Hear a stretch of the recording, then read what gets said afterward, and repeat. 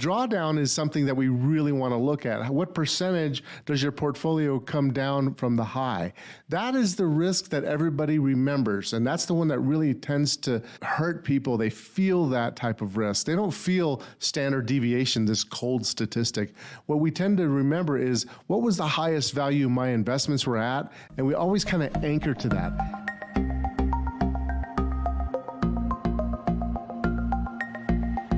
Welcome to the Market Call Show, where we discuss what's happening in the markets and the impact on your investments.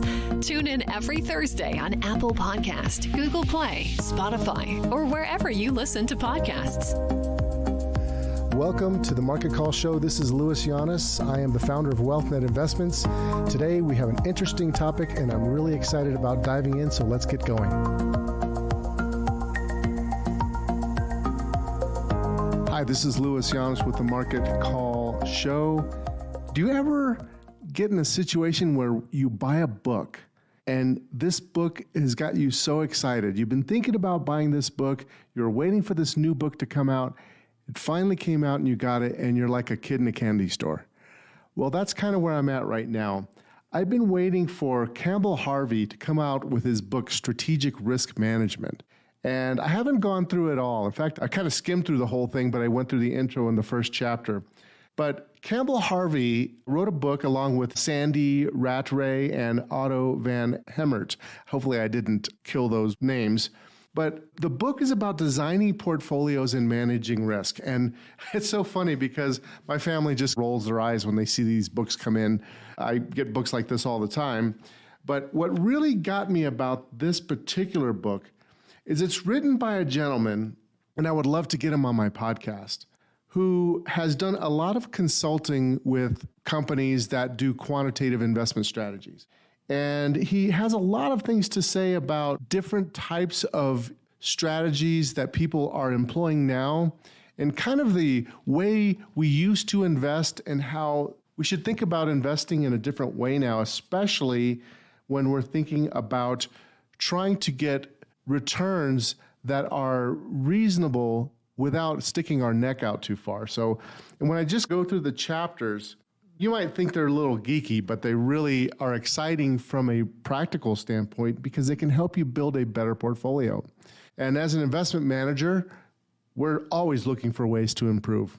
Chapter 1 is Seeking Crisis Alpha. So there's a discussion in this book about how to use strategies that have the right kind of convexity, which is, I guess you would call it a technical term, but basically to have portfolios that can complement a traditional stock and bond portfolio. So you allocate a certain amount of money to certain types of strategies that will have non-correlation to stocks and bonds and then give you better, smoother returns, maybe even higher returns over the long run, especially when you have a period of time when the stock market is overpriced. If a lot of people believe that's the case, I personally believe that is the case right now, then you want to have these types of strategies. So Seeking Crisis Alpha is really talking about how to get skewness, because there's a lot of statistics out there that are being used. They're based on modern portfolio theory, and they assume that the markets are normally distributed. And what they mean by that is that it's kind of symmetrical in its returns. So like you have an equal probability of certain types of up moves versus down moves. And we all know that that's not the case, that we have sharp declines, high volatility declines in the investment world. So he talks about how you can adjust your portfolio strategies to get what's called positive skew. Because all else being equal, we all want positive skew. We want more upside than downside. It's just a smart way of thinking about managing money. And he also talks about, can you crisis-proof your portfolio? And he goes through this concept of like, yeah, you could do a perfect hedge with options, but it costs a ton of money, and it's not really practical.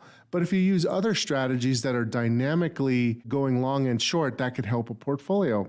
He talks about volatility targeting, and there's a lot of evidence about ways to volatility target and how it can actually be scaled in a way to help your risk-adjusted returns look better. and have better performance. So there's talk about that. He's also talking about rebalancing. And this one really hit home with me when he talked about rebalancing, because he used software and technology to help us rebalance portfolios. And what we've noticed is that if you have a stock, like for example, recently we have a company, Ford, that we bought. And believe it or not, Ford stock has been really on fire lately. It is one of our best performers recently. It took off very, very nicely. And what happens is we have these bands where we say, hey, we have an acceptable amount of money that we want to have in each individual security. And we base that percentage or those bands based on the opportunity of the investment as well as the volatility, its diversification capabilities in the overall strategy. So anyhow, when you have this drift, when the stock moves higher or moves lower, it can move dramatically away from your target allocation. And Ford rocketed higher and immediately went to the upper end of the range. And this actually led to us changing our upper range parameters, because what we want is that positive skew. We don't want to cut back on investments too hard, especially our winners, because you want to hold your winners and cut your losses short.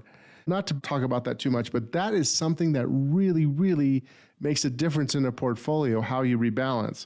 A lot of people just automatically rebalance portfolios as if that's going to be helpful. But in actuality, what can happen is you can put good money after bad. So if something goes down in value in a normal automatic rebalance, you'll buy more of it, for example. And maybe that thing that you're buying more of is not going to do well in the future, and you have negative momentum, and you should not be buying that. So there's some evidence that he brings forth that maybe that's not the way to go.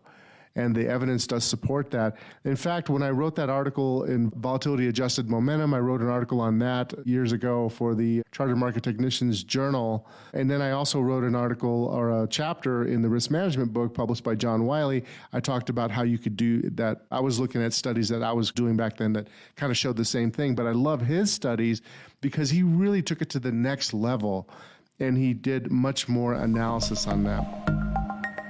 If you worry about your investments, need to make complex financial decisions, or pay unnecessary taxes, the lack of proper financial planning and investing may already be costing you a great deal. When you are ready to turn your peace of wealth into peace of mind, go to wealthnetinvest.com and click on the Schedule a Call button to talk to us and get a free consultation today. He also talks about drawdown control. Drawdown is something that we really want to look at. What percentage does your portfolio come down from the high? That is the risk that everybody remembers, and that's the one that really tends to hurt people. They feel that type of risk. They don't feel standard deviation, this cold statistic. What we tend to remember is what was the highest value my investments were at, and we always kind of anchor to that. We anchor to that number and we say, oh, well, now I'm off that high. How much am I off that high? And that really is something that you feel. So that's a better measure of risk tolerance.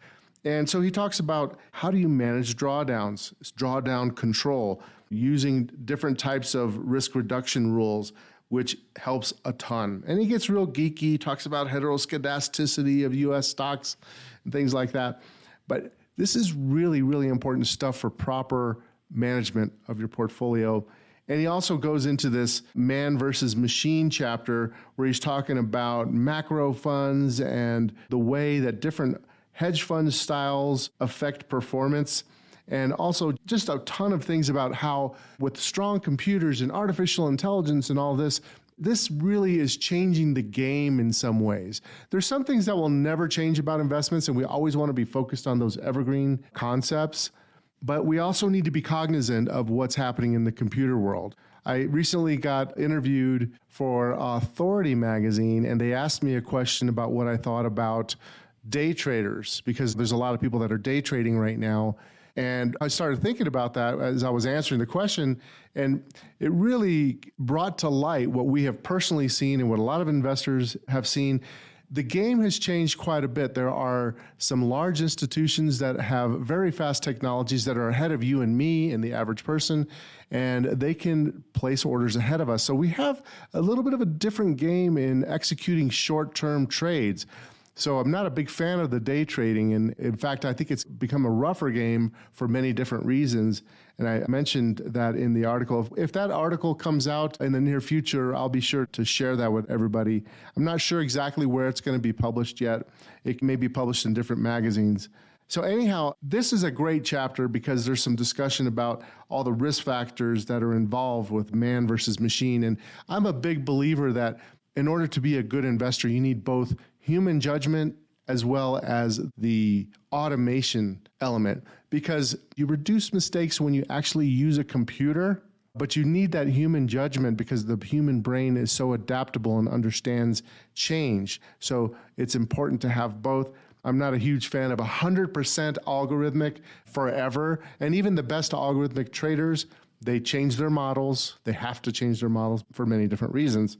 In his last chapter, chapter 7, he does some out-of-sample evidence for COVID-19, and he talks about the best strategies during COVID-19 and the sell-off, volatility targeting. Now, this book is not for everybody.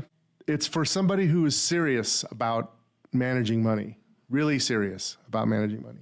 But I wanted to share this with you because there are such smart people out there. And this is one of the things I always emphasize to my kids. You have to go out there, talk to the smartest people that you can think of and find in whatever area that you are interested in. Talk to them and then do your own research. Don't blindly follow things, do your own research, but talk to smart people. This is one of the best books out there right now for serious money managers. Highly recommend it. Pick it up. Oh, and one more thing. I always track the financial planning world. So I get this magazine called Financial Planning Magazine, and there's just a lot of things that people are talking about. And one of the things they're talking about right now is the Annuity Paradox, talking about new contracts that are not so laden with all the commissions and high fees. I have a love-hate relationship with annuities because they have so many different types of contracts. 90% of them are really things that we would never talk about. We don't do annuities in general. We'll advise people on them when they come in if we're doing a financial plan with our financial planning service. But be aware of these annuities. If you're out there and somebody is pitching an annuity to you, be aware of those.